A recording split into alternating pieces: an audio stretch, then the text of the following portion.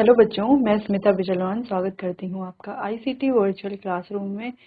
आशा करती हूँ आप सभी स्वस्थ होंगे और अच्छे से अपनी पढ़ाई कर रहे होंगे। बच्चों, आज हम पढ़ने जा रहे हैं क्लास 8th की साइंस। तो हमारा समर कैंप चल रहा था, जहाँ आज हम 8th साइंस स्टार्ट कर रहे हैं।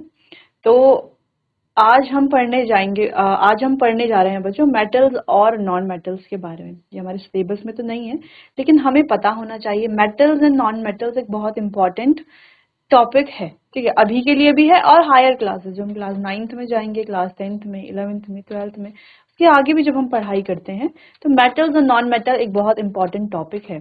दो रीजन है इंपॉर्टेंट होने की, क्योंकि एक तो ये हर क्लास में आता है, ठीक है।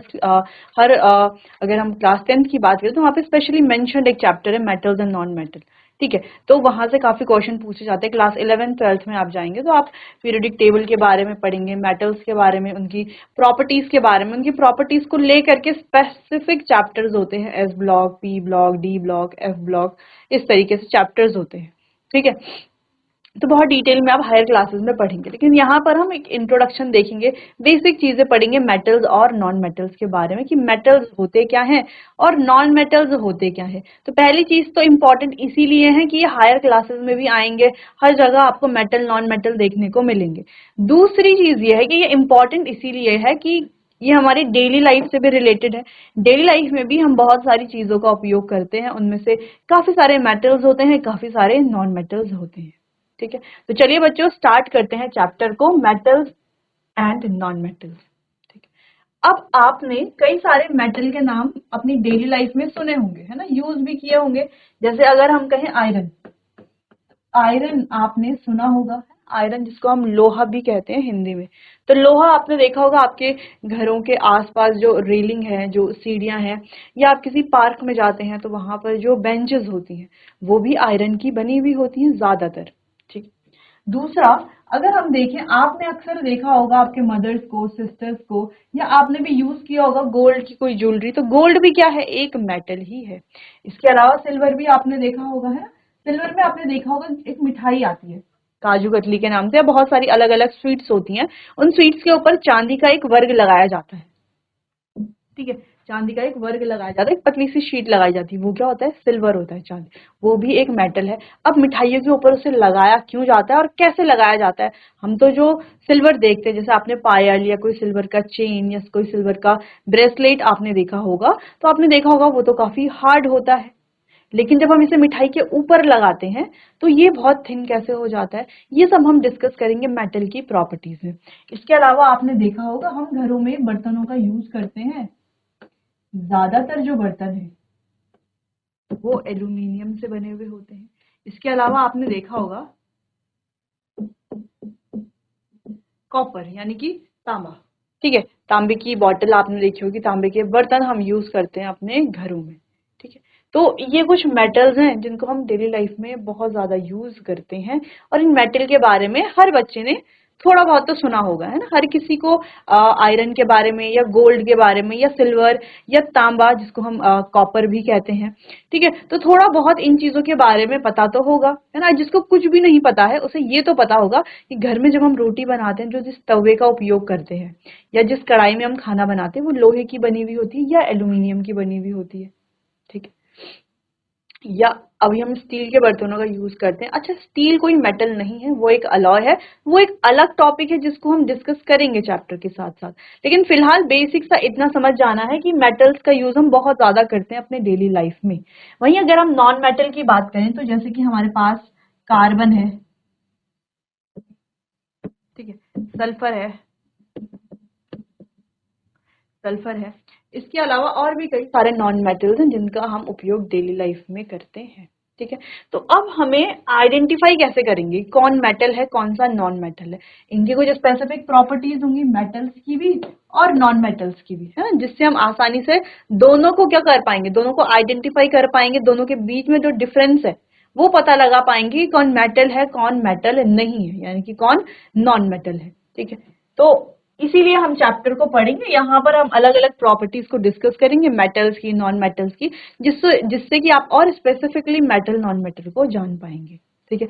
उससे पहले यहाँ पर बात करेंगे बच्चों पीरियोडिक टेबल। अभी हमने पीरियोडिक टेबल के बारे में थोड़ा सा बात की थी कि पीरियोडिक टेबल है क्या।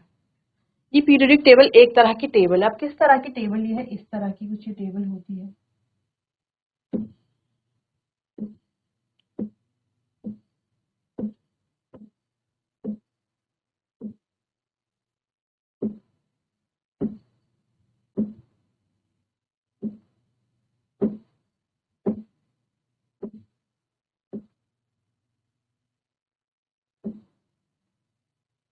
इस तरह की टेबल है।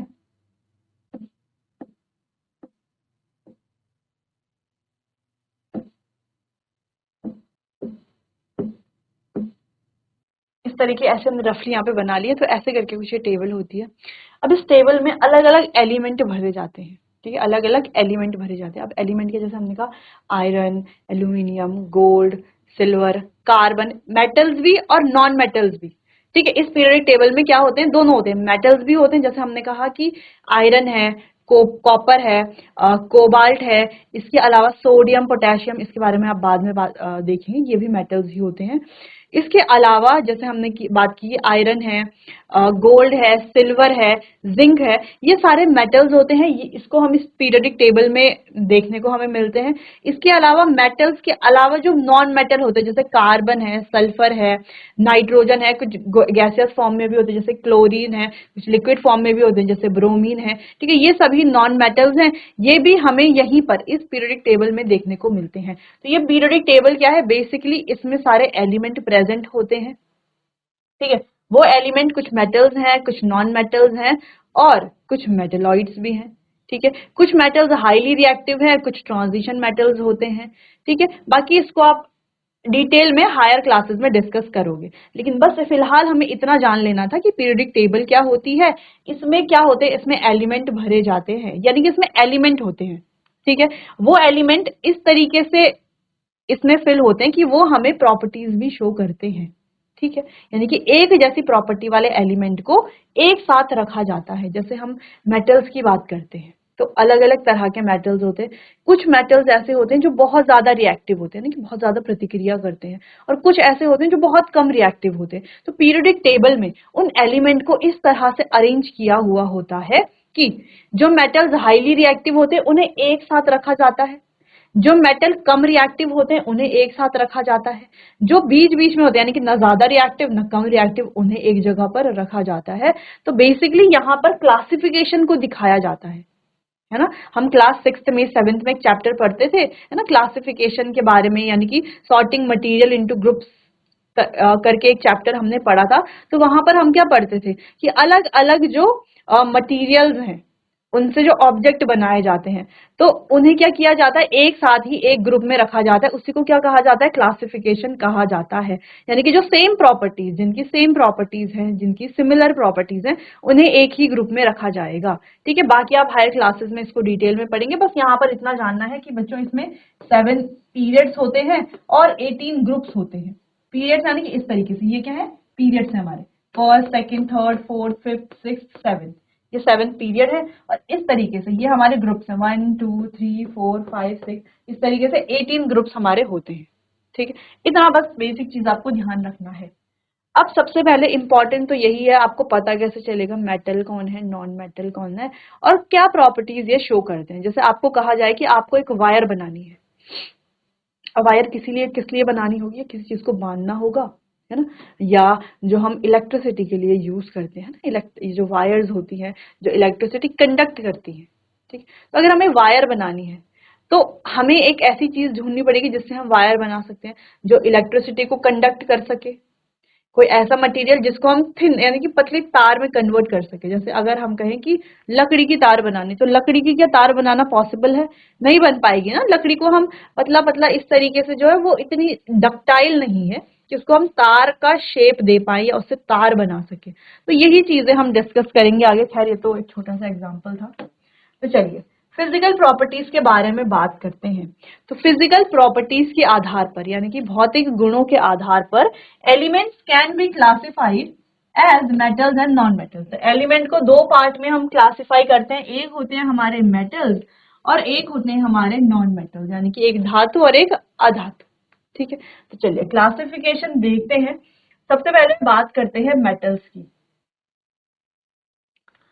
अब मेटल आपको दो चार मेटल ध्यान में रहे, जैसे गोल्ड है, सिल्वर है, कॉपर है या आयरन है, तो ये आपको ध्यान में रखना है।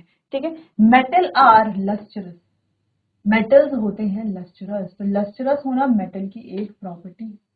अब लस्ट्रस का मतलब क्या होता है? लस्ट्रस का मतलब होता है शाइनी, चमकदार।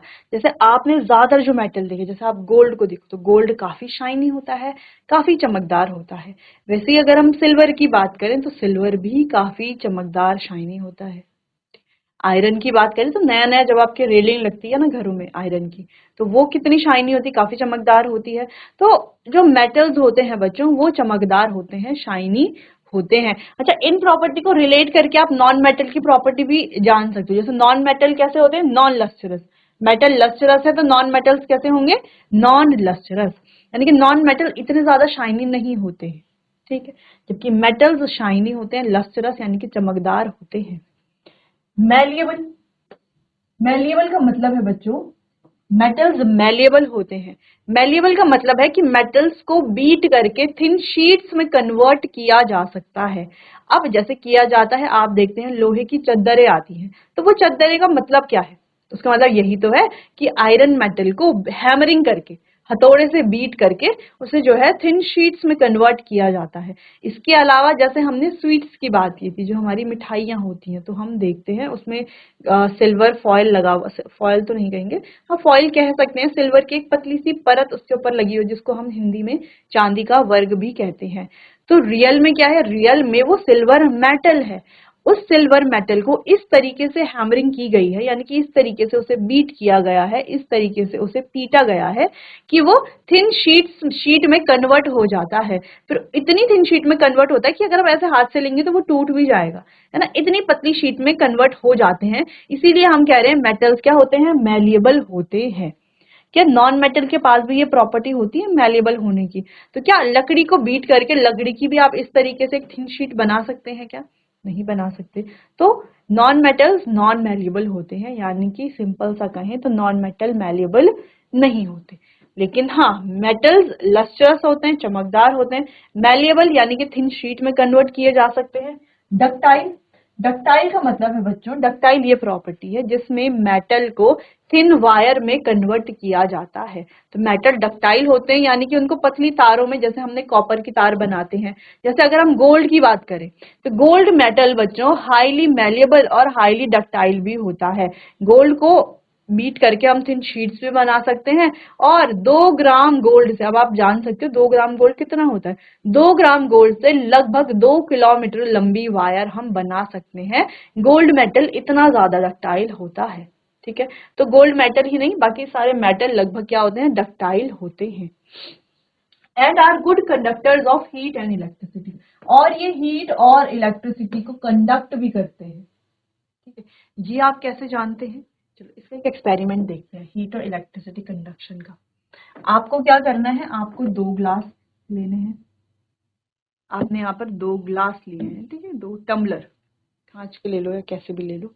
इसमें आपको क्या करना है? एकदम गर्म पानी भरना है, एकदम हॉट वाटर आपको फिल करना है। हॉट वाटर आपने फिल कर लिया। अब आपको दोनों में क्या करना है? एक एक स्पून डालना है, लेकिन इसमें जो है आपको एक मेटल का स्पून डालना है, ये मेटल का स्पून आपने डाल दिया, और इसमें आपको लकड़ी का एक स्पून डालना है। ठीक है, ये हो गया मेटल स्पून, ये हो गया वुडन।